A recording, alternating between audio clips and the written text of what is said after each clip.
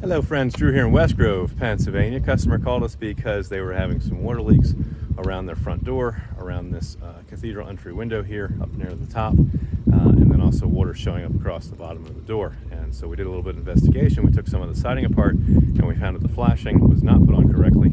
There is no house wrap. There is some foam sheathing on the outside, but it's not continuous, and there are gaps and voids in places where water is getting behind the siding, coming down, and just open invitations, especially the way the flashing was done around that arched window there in the cathedral entryway area, that is just inviting water into the home. The customer's not really thrilled with the 5-pound trim that's around there anyway, so what we're going to be doing this week is our team is going to remove that 5-pound trim up, around, and over. We're going to remove the front door unit. We're installing a new front door unit. I think we're probably going to leave the central detail intact, assuming it's in good shape and the window stays, but new door, and the whole frame or everything around that's going to be probably a composite door, and composite jambs is what we suggested. And so we'll see what the customer had actually chosen and picked out when we get here next week. But that's when we're starting out with that. And once we get the door out and replaced, then we're going to take down all the siding on this entire front of the house, remove all that, remove the shutters. He's going to be painting the shutters, and then we're going to reside the front of the house, basically from the garage over. We're going to reside the front of the house top to bottom so that it's all matching, because if you don't try to do it all, you're going to have these different colors, different shades that are going to show up and that you're going to see. And so in order to get a nice uniform look, and we'd have to take on so much siding anyways to get the door in and the back out, and he's also got a couple leaks around these windows.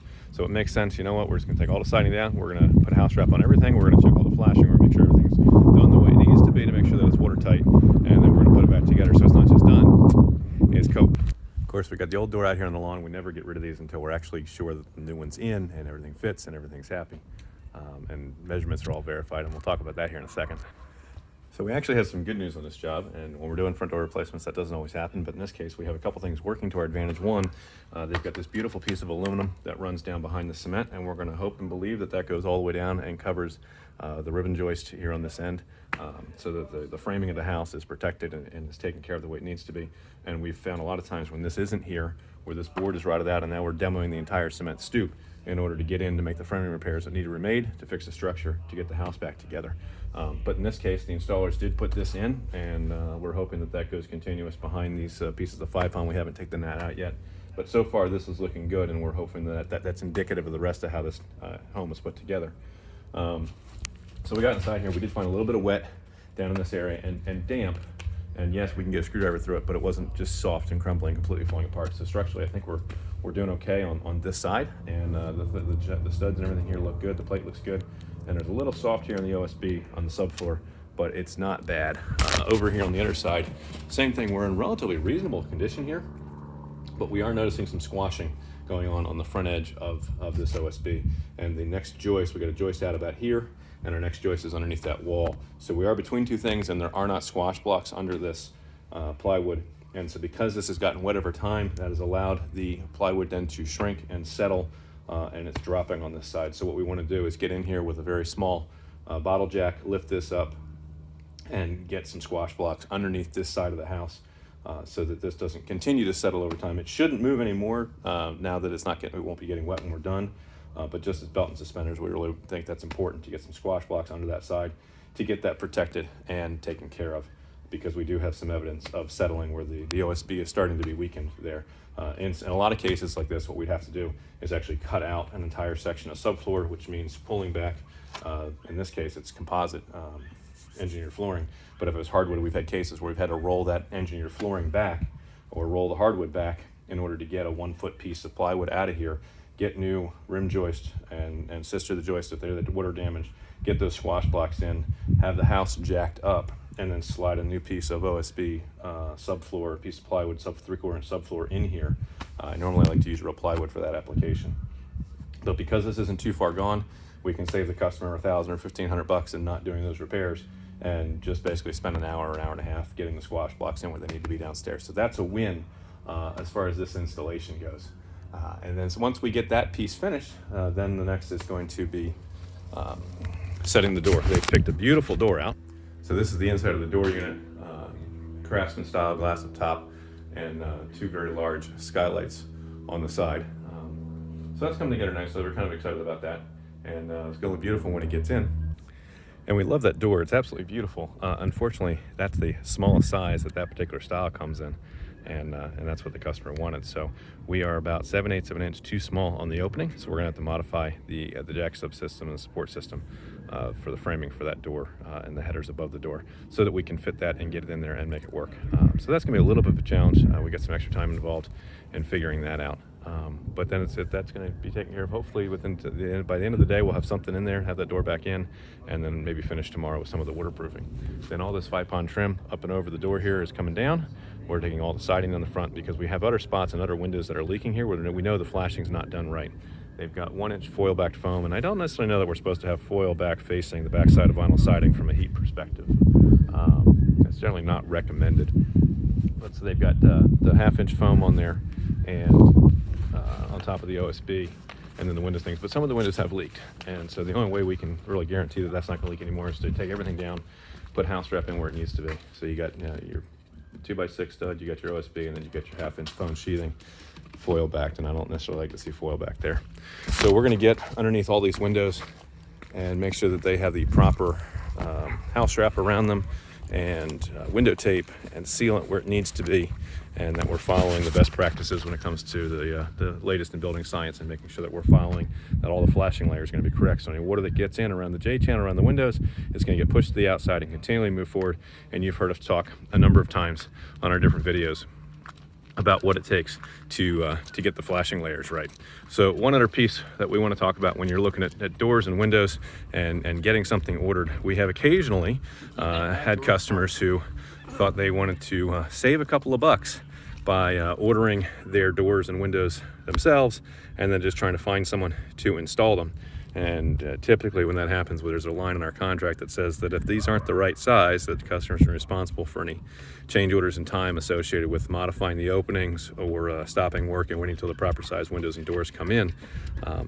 So on one hand, customers think, yeah, maybe I can save a few bucks in buying it myself directly, or just not have the headache of dealing with the contractor. But here's the value and the benefit of having a contractor work with you when you're ordering your doors and your windows.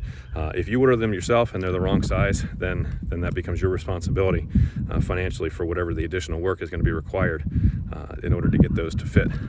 So if we're ordering those doors for you, if we're ordering those windows for you, what our team typically does, our process is we're going to come out and we're going to measure the door units. We're just going to get some rough inside dimensions. We'll get those off to our supplier. We'll have you meet with our supplier to pick out the door style that you like. And our supplier is going to send back to us some very specific measurements for what that door unit is. And we're going to compare the measurements they send us to what we wrote down and sent to them. And if there's any discrepancies there, then we're going to have time to either work that out with the supplier ahead of time, or in a case like this where the door isn't available in any size smaller, we need it 7/8 of an inch smaller, then we can build into the contract whatever time is going to be required for us to modify the opening to make it work for that door unit. But if the customer orders the door themselves, then that's going to be their surprise and their responsibility down the road, and we hate to see that happen. So if you're thinking about doing doors or windows, do yourself a favor, let the contractors who deal with this all the time with our suppliers handle those pieces of things, and make sure that we're getting the right size for your opening, and there's not going to be any surprises about the fit coming down the road. So that's my 2 cents on ordering doors and windows, because I can't tell you how many times where I've sent door measurements off to different supply houses in the area, and our reps there are slammed and they're busy and they do a great job, and sometimes things get lost in translation, and we ask for a door from one size and they send me a quote for something that's a 1/2 inch bigger or 3/4 of an inch bigger. And if we don't catch that, if we don't double check all of our paperwork before we sign on the dotted line and say, yeah, order this for me, we can wind up in a situation where the door comes in too big. So if they're gonna quote us a door that's too big for the opening because that's all that's available, then we want to know that up front, so we can have that up front conversation with the customer and say, okay, it's going to cost this much extra to modify the opening, or do you want to pick a different door that's available in a smaller size? So that's pretty important conversations to know up front, especially if we're doing all the doors and all the windows in your house, and you're going to spend, $50,000 or $100,000 on an exterior as we go all the way around and replace everything depending on the size of your house. Smaller houses could be less. We've seen some things that are running $35,000 or something. But if you've got a bigger home, as are indicative in this area, then it could be a sizable bill for doing every opening in your house. And you want to make sure that those are ordered correctly and that they come in correctly, because if they don't, it creates an awful lot of headache. So I want to show you this piece of 5-pond that came off the front of the house. This is the arched window up top here. It goes over the top of that. So as we're looking at this here, we can see where the J channel's been cut. I look down, I can kind of see the watermarks, whereas the water found these different gaps in the J-channel. Any water that came down the siding from the top of the house down is getting into this channel, and instead of being forced to run all the way around, it's being allowed behind this through these cracks that have been cut to allow it to change position, to change shape, to get the arch in there. So you can see the water line comes down, and then it hits this other line, which is the blue tape line, and runs down and around, and then gets to this next joint between this and the next piece of ipon. And I'm guessing that that's where things were getting in. So you can't quite see the blue tape over the arch line because we've already covered it with 𝗗𝘂𝘀𝘁. But any water that came down from that top all the way down was able to land in that J-channel, get behind this. The blue tape may have kept it out in certain places, but there's a gap right here in the foam on the right side of that blue tape. That could be part of the challenge. And the water finds a hole, finds a nail hole, finds someplace and gets in and starts causing you problems on the inside. By adding the 𝗗𝘂𝘀𝘀 from the top to the bottom, any water that comes down is now in front of that blue tape and in front of the foam, and it doesn't have a way to get back if the layers are correct. So that's what we're trying to do, is to make sure that we have a continuous water-resistant barrier from the top to the bottom, relying on gravity, bringing the water down to help ensure that we don't have any problems with this going forward in the future. So I wanted to show you that piece so that you understand what's going on with the J-channel. Cut around that piece of 𝗗𝘂𝘀𝘀. There's different ways to do it. There's flexible J-channel. There's other aluminum flashings that are bent so that they're continuous to bring the water down around to the outside edge instead of allowing it behind. But because the water was allowed behind, because the layers weren't right, because there wasn't house wrap there, which was probably allowable prior to 2009, and the code Norm was telling me, but after that they changed it when they realized that siding is not waterproof. So you gotta have the 𝗗𝘂𝘀𝘀 there. So you got an older house, maybe they didn't put it on the garage, maybe they didn't put 𝗗𝘂𝘀𝘀 on the gable ends, the gable attic spaces of the house. If you're having water leaks, this could be part of the problem because the layers aren't right. So we've got the front door replaced, new front door in. Not too much water damage in the subfloor. That was pretty solid. We were happy with that. Made a couple of corrections, did a couple of extra steps there to get that where it needed to be. And then today we are working on taking down all the siding from the top to the bottom. You can see our guys out there working on that right now. And once we get this down, we're going to go back with new siding. We're eliminating the 5-pond trim. We are eliminating the decorative trim board between the top of the door head and the bottom of that window. We're going to run siding all the way through there because the customer likes that look better. And in the process of putting everything back together, we're going to work on flashing windows and getting those where they need to be.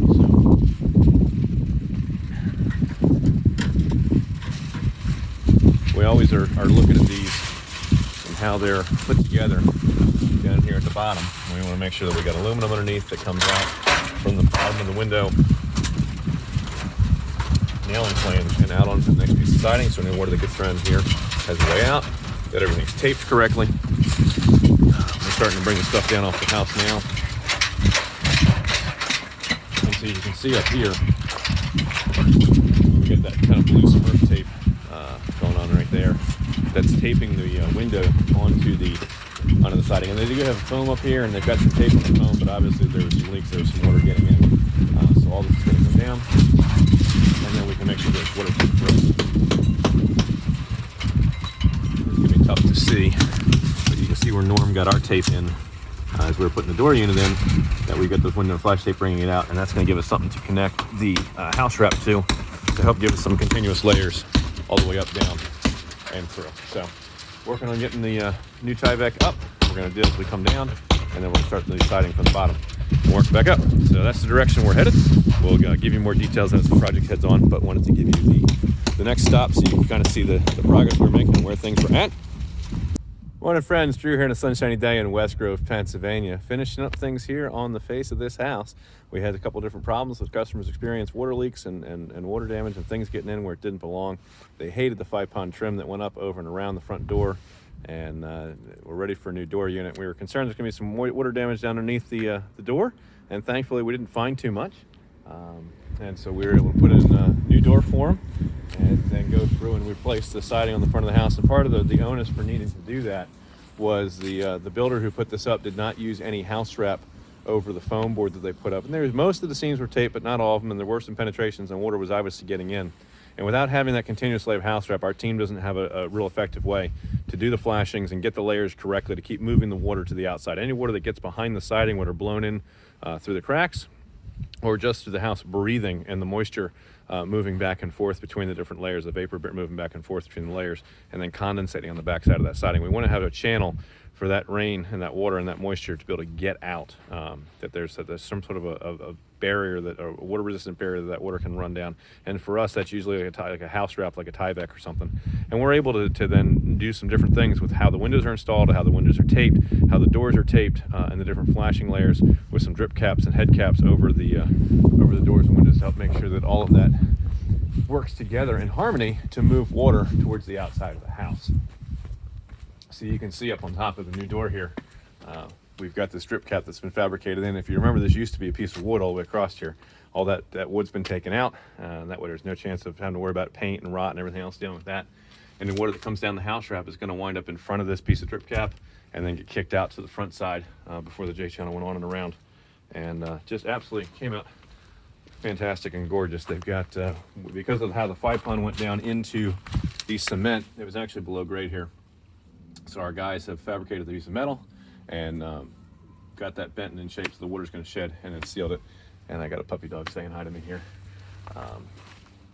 And then we put brand new siding up, because obviously as we're taking stuff out and changing things, we're not going to make things match exactly, but it's pretty close. And I'll come back out to the street again, and from the road, from the street, it's very difficult to tell that this has been redone in terms of siding color. It's incredibly close as far as the match goes. So that's exactly what we want. We're not going to get it exact because of the ultraviolet sun rays fading things over time, and then obviously changes in manufacturing, the changing in the dye process. But it looks pretty solid from here.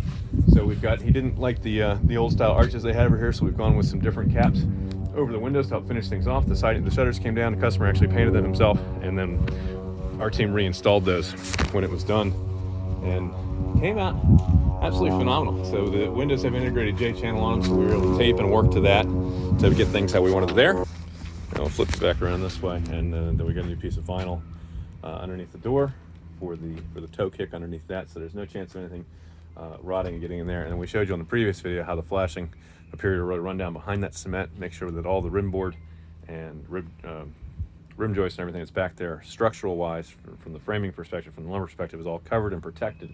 That water's not going to have a chance of sitting on here, running down behind and getting to some wood where it's going to be cause some damage. So we got new light blocks up to put the lights on, because if you remember, there used to be that 𝗗𝘂𝘀𝘀 trim that went all the way up and then over and then back down.